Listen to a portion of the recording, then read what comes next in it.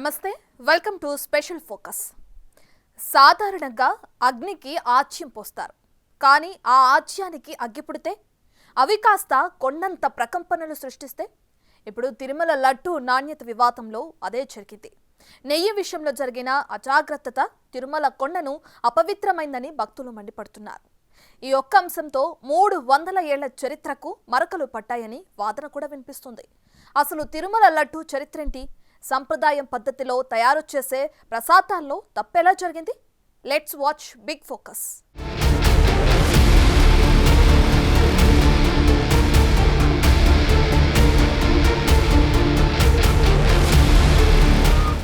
చూశారుగా లడ్డు ఎంత పవిత్రమైందో. ఆ అలంకార ప్రియుడికి సమర్పించే ప్రసాదం రుచికి రుచి మాత్రమే కాదు, భక్తికి ప్రతిరూపం. ఏడుకొండల వాడికి ప్రీతిపాత్రమైన లడ్డు, భక్తకోటికి మహాప్రసాదం. అఖిలాండ కోటి బ్రహ్మాండ నాయకుడైన శ్రీవారిని ఎంత పవిత్రంగా కొలుస్తారో అంతే పవిత్రంగా శ్రీవారి లడ్డూను మహాప్రసాదంగా భావిస్తారు అశేష భక్తజనం. ఈ లడ్డు పరమ పవిత్రం. ఈ లడ్డూ దొరకడం మహాభాగ్యం. శ్రీవారి దర్శనంతో సమానంగా పవిత్రంగా భావించేది ఈ లడ్డూని. అలాంటి లడ్డూపై కల్తీ కాటు. రాజకీయాల్లో దుమారం, భక్తుల్లో కలవరం. అసలు లడ్డూ చరిత్ర ఏంటి? టోటల్గా లడ్డూ మ్యాటర్లో ఏం జరుగుతోంది? తిరుమల లడ్డు. ఎవరు తిరుపతికి వెళ్లినా ప్రసాదం ఎక్కడా అని ఆతృతగా వెతికేది ఈ లడ్డు కోసమే. ఇంటికి వచ్చిన తర్వాత దీపారాధన చేసి నైవేద్యం పెట్టేది ఈ లడ్డుని. అమెరికాలో ఉన్న ఎవరు ఇండియా నుంచి వస్తున్నా అడిగేది ఈ లడ్డు కోసమే. దేశాల నుంచి తెలుగు గడ్డకు వచ్చిన తిరుమలకు అలిపిరి మెట్లెక్కి శ్రీవారిని దర్శించి ఆ స్వామి వరప్రసాదంగా కళ్ళ కద్దుకొని తినేది ఈ లడ్డూని. విశ్వరూపధారి అయిన కలియుగ వెంకటేశ్వరుడు మన ఇంటికి వచ్చేది ఈ లడ్డు రూపంలోనే. ఇది కొండ లడ్డుకున్న ప్రత్యేకత. దీని రుచి, సువాసన ప్రపంచంలో మరే లడ్డుకు లేదంటే అతిశయోక్తి కాదు. అందుకే తిరుమల లడ్డూకు పేటెంట్ దక్కింది.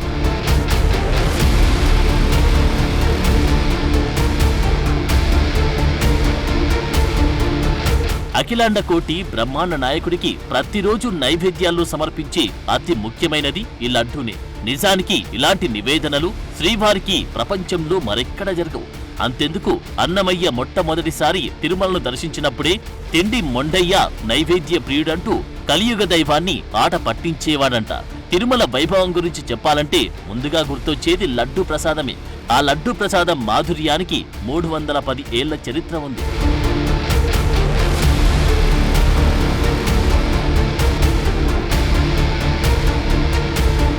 మనం ఎంతో ఇష్టపడే ఈ మహాప్రసాదం 1715లో ఆగస్టు 2న తొలిసారిగా తిరుమల ప్రసాదంగా భక్తులకు అందించారు.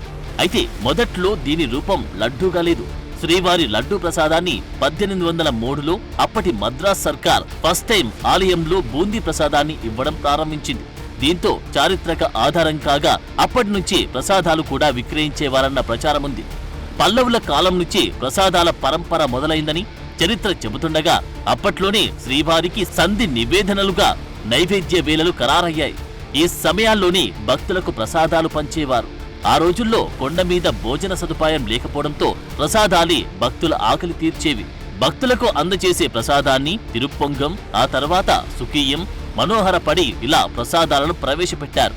వీటిలో వడ తప్ప మరేవి ఎక్కువ రోజులు నిల్వ ఉండేవి కాకపోవడంతో వడకు ఎక్కువ డిమాండ్ ఏర్పడింది.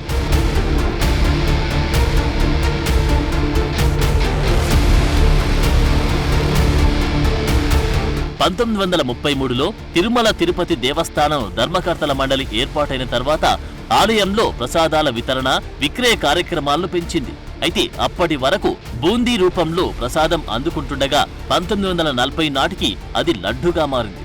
1940 ప్రాంతంలో కళ్యాణం మొదలైనప్పుడు లడ్డూ తయారీ మొదలైంది. సరిగ్గా అప్పటినుంచే బూందీ లడ్డూగా మారి భక్తుల చేతికి లడ్డు అందింది. కాలక్రమంలో వడస్థానంలో లడ్డు పూర్తిస్థాయి ప్రసాదమైంది.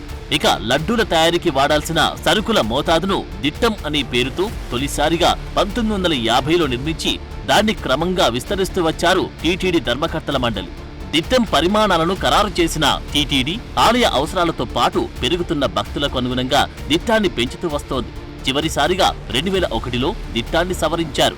మొదట్లో 5100 లడ్డులు మాత్రమే తయారయ్యేవి. ఆ తర్వాత అది లక్షల సంఖ్యకు పెరిగింది. అయితే భక్తులకు మాధుర్యాన్ని అందించే లడ్డు తయారీ కోసం ప్రస్తుతం చిన్న లడ్డుకు 48 వరకు ఖర్చు చేస్తోంది. పెరుగుతున్న ధరలకు అనుగుణంగా లడ్డూ ధరను 50 చేసింది.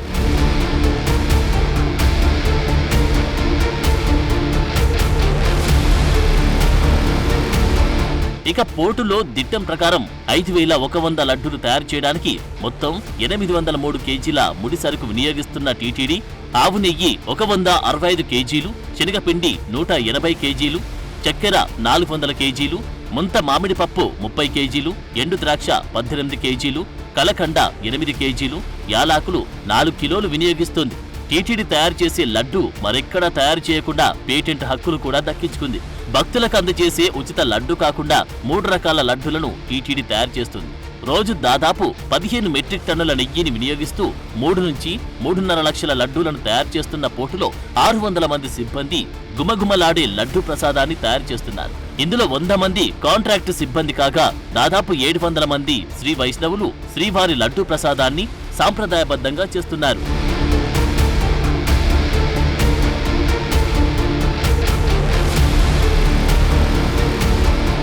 అయితే అన్ని లడ్డూల్లా కాకుండా తిరుమల లడ్డూను చాలా ప్రత్యేకంగా తయారు చేస్తారు. అందుకే దానికి అంత రుచి.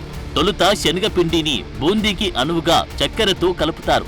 ఆ తర్వాత ఆ మిశ్రమాన్ని సలసల కాగే నెయ్యిలో వేసి బూందీగా తయారు చేస్తారు. కాగుతున్న కడాయి నుంచి బూందీని వేరు చేసి కన్వేయర్ బెల్ట్ ద్వారా మరో పెద్ద గిన్నెలోకి పంపుతారు. అనంతరం జీడిపప్పు, ఎండు ద్రాక్ష, కలకండ, యాలాకులు, బాదం పప్పు, కుంకుమ పువ్వు కలిపి లడ్డూను తయారు చేస్తారు. అయితే గతంలో ఈ లడ్డు తయారీ అంత కట్టెల పొయ్యి మీద చేసేవారు. అయితే తయారీ సామర్థ్యం పెరగడంతో ప్రస్తుతం ఆవిరి పొయ్యిలను వాడుతున్నారు. అంతేకాదు ఈ తయారు చేసే వాళ్ళు కూడా నిష్ఠగా ఉంటే తప్ప వంటశాలలోకి అనుమతించరు. వంటశాల విషయంలోనూ అనేక నియమాలు ఉంటాయి.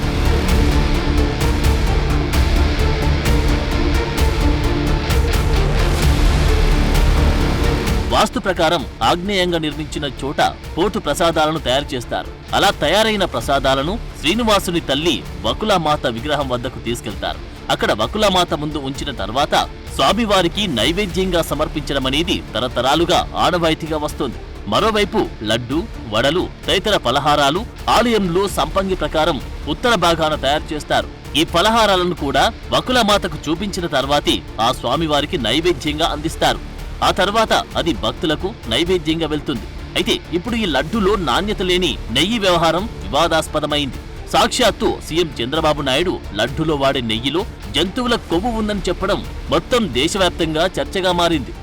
దైవం పట్ల ఎంత నిర్లక్ష్యం పెరిగింది, అసలు దైవం పట్ల విశ్వాసం లేకుండా పోయింది.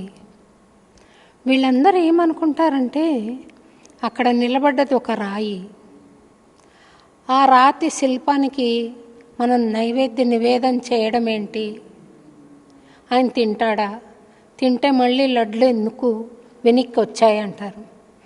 దానికి అబుల్ కలాం గారి పేరు మీద, ఐన్స్టీన్ పేరు మీద, రకరకాల పెద్దల పేరు మీద ఒక కథ ప్రచారం లేకొచ్చింది. కథ కాదు, ఉపమానం. ఏమంటే ఇప్పుడు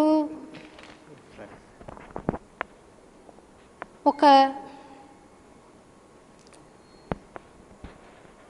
పుస్తకం ఉంది, పెద్ద బాల శిక్ష. వీళ్ళు నేర్చుకుంటాం, ఆ పుస్తకం చూసి నేర్చుకుంటాం. నేర్చుకున్న తర్వాత ఆ పుస్తకం అక్కడ పెట్టేసి మరుసటి రోజు చూస్తే వీళ్ళు అక్కడే ఉంటే మరి నువ్వేం నేర్చుకున్నావురా అని అడుగుతామా? వీళ్ళు ఇక్కడే ఉన్నాయి, నువ్వేం నేర్చుకున్నావు, నేర్చుకుని ఉంటే ఇవి ఇక్కడ ఎందుకు ఉన్నాయి అని అడగం కదా. అది బ్రెయిన్తో చేసే పని. భగవంతుడు అన్నది చాలా సూక్ష్మమైన శక్తి. అతను నైవేద్యం గ్రహించేది కూడా సూక్ష్మ పద్ధతిలో ఉంటుంది. మనం ఎలాగా పుస్తకం నుండి జ్ఞానం గ్రహిస్తామో అలాగే మనం సమర్పించిన నైవేద్యం ఆయన అలా స్వీకరిస్తాడు, మళ్ళీ ప్రసాదంగా మనకి వెనక్కి వస్తుంది. ఇలాంటి నైవేద్యంలో కల్తీ చేయడం అనేది మహాపాతకంగా నేను భావిస్తున్నాను. ఈ లడ్డు కేవలం ప్రసాదం కాదు, కోట్లాది భక్తుల ఎమోషన్. ఇప్పుడా ఎమోషన్సే బగ్గుమంటున్నాయి. కోట్లాది భక్తుల మనోభావాలు దెబ్బతిన్నాయి. లడ్డూల్లో వినియోగించి ఆవు నెయ్యిలో యానిమల్ ఫ్యాట్, ఫిష్ ఆయిల్ కలిశాయన్న ప్రచారంపై భక్తులు విస్మయం వ్యక్తం చేస్తున్నారు. మనసు చివుక్కుమంటుందని ఆవేదన చెందుతున్నారు. దాదాపు 310 ఏళ్ల చరిత్ర కలిగిన శ్రీవారి లడ్డూలో ఇదేం అపచారమంటూ నోరెళ్లబెడుతున్నారు. గోవిందా గోవిందా అంటూ లెంపలేసుకుంటున్నారు.